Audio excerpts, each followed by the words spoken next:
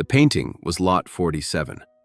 Leonard knew this because he had received the catalog 3 weeks ago from the estate sale company and had looked at every lot with the efficient assessment of a collector who has been buying art for 26 years and can tell in 30 seconds whether something is worth his time.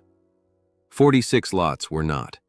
Lot 47 was a small oil painting, 14 by 18 inches, unsigned, rural landscape, farmhouse in the distance, painted in a style that was neither fashionable nor technically distinguished, but that had something in it, some quality of light across the fields, that had stopped him on the 3rd page of the catalog and kept him there. He had done his research.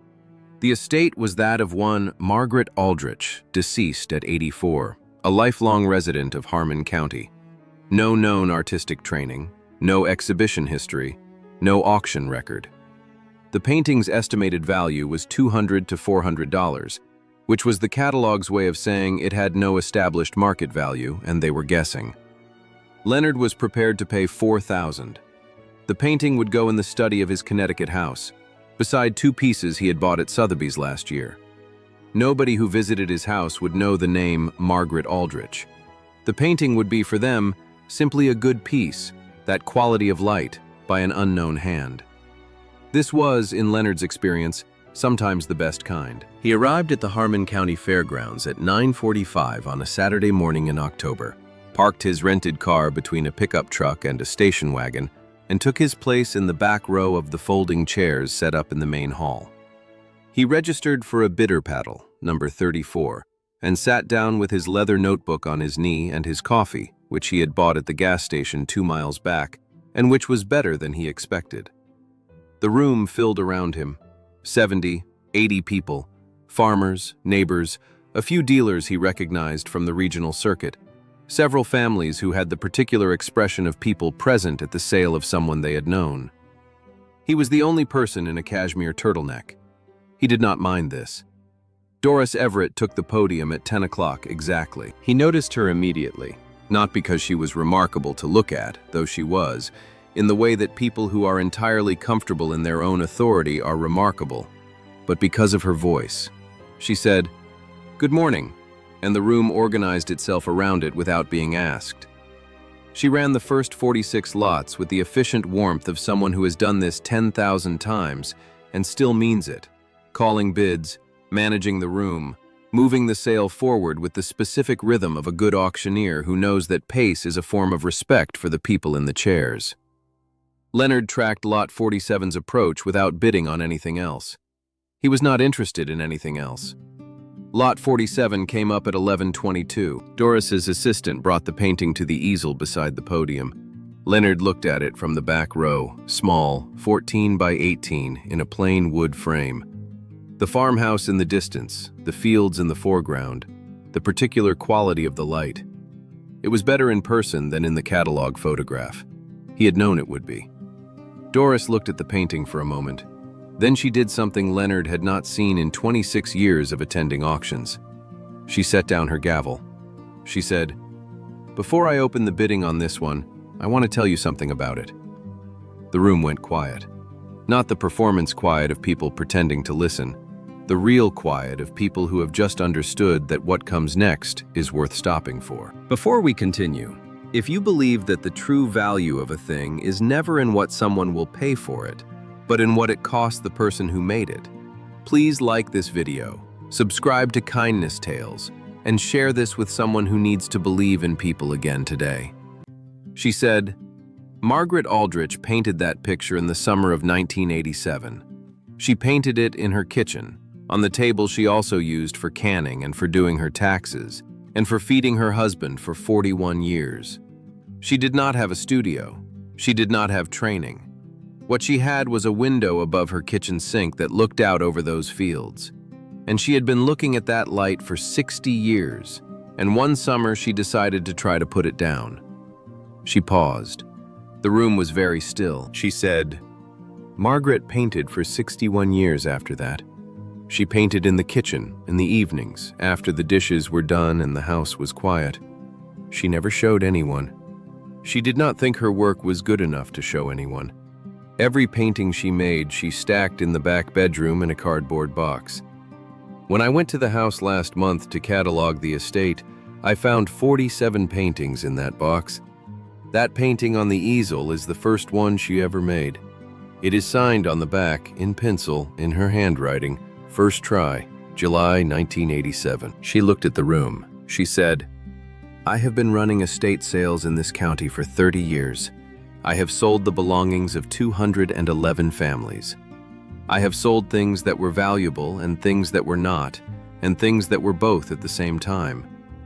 That painting is the most valuable thing I have ever put on that easel.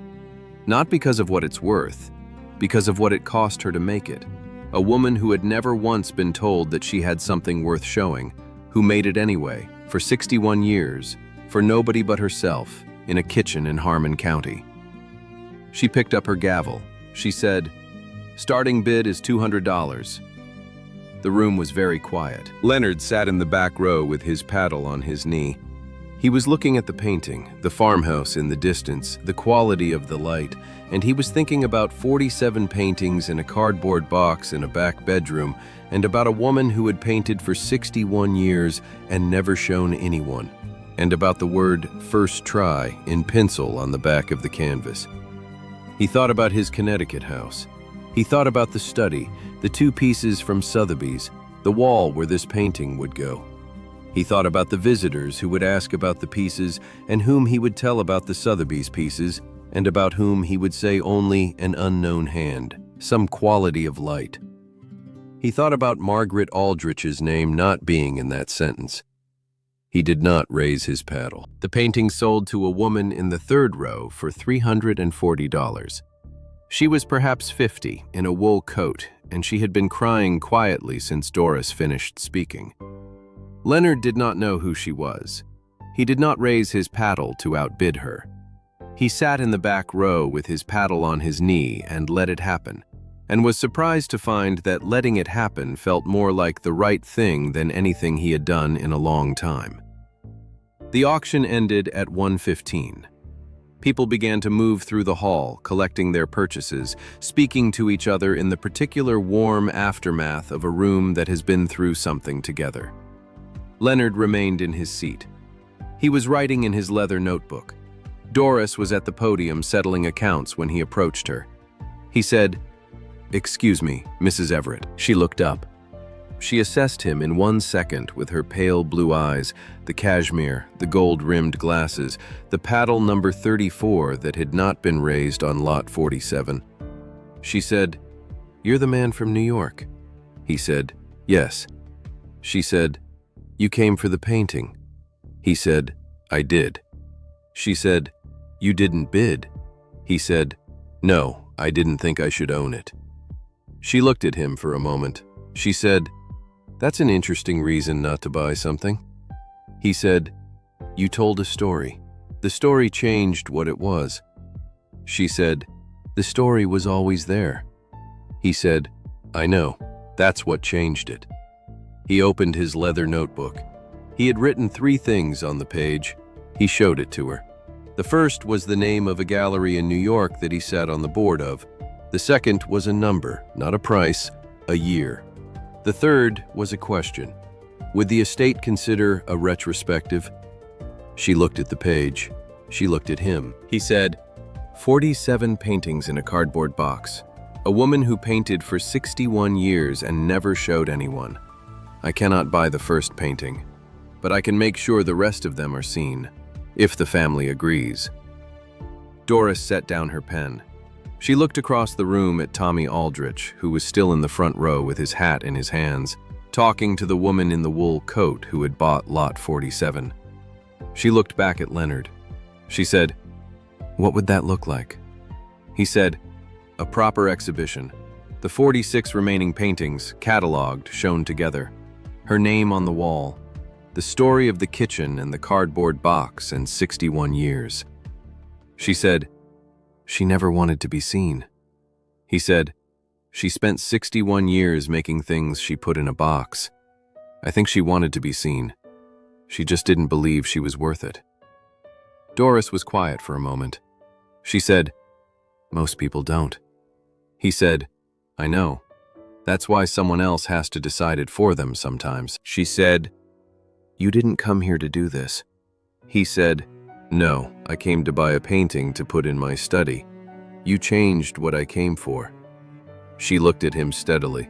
She said, "I just told the truth about what I knew." He said, "That's all it took." She picked up her pen. She said, "I'll speak to Tommy. You'll need to give me a card." He gave her his card. She looked at it.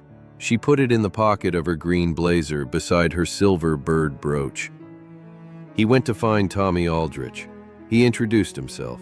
He explained what he was proposing in plain language, no art world vocabulary, the way he might explain something to someone who deserved a straight answer. Tommy listened. He asked 2 questions. The second question was, "Will her name be on the wall?" Leonard said, "Her name, the dates, the story of the kitchen, and the cardboard box. All of it." Tommy said, "Then yes." The exhibition opened 8 months later at the gallery in New York. 46 paintings by Margaret Aldrich, 1987-2021. The catalog essay, written by a critic Leonard had asked specifically because she wrote about overlooked artists with the care they deserved, described the work as a life's practice conducted in complete privacy, the rarest and most honest kind. The opening was attended by people who knew art and people who did not, and both groups stood in front of the same paintings and were stopped by the same quality of light. The woman in the wool coat, whose name was Patricia, who had been Margaret's neighbor for 18 years and had not known about the paintings until the estate sale, brought her daughter to the opening. She stood in front of Lot 47, which she had bought for $340, and which was now on the wall of a New York gallery with a small label that read, "First try, July 1987, Margaret Aldrich,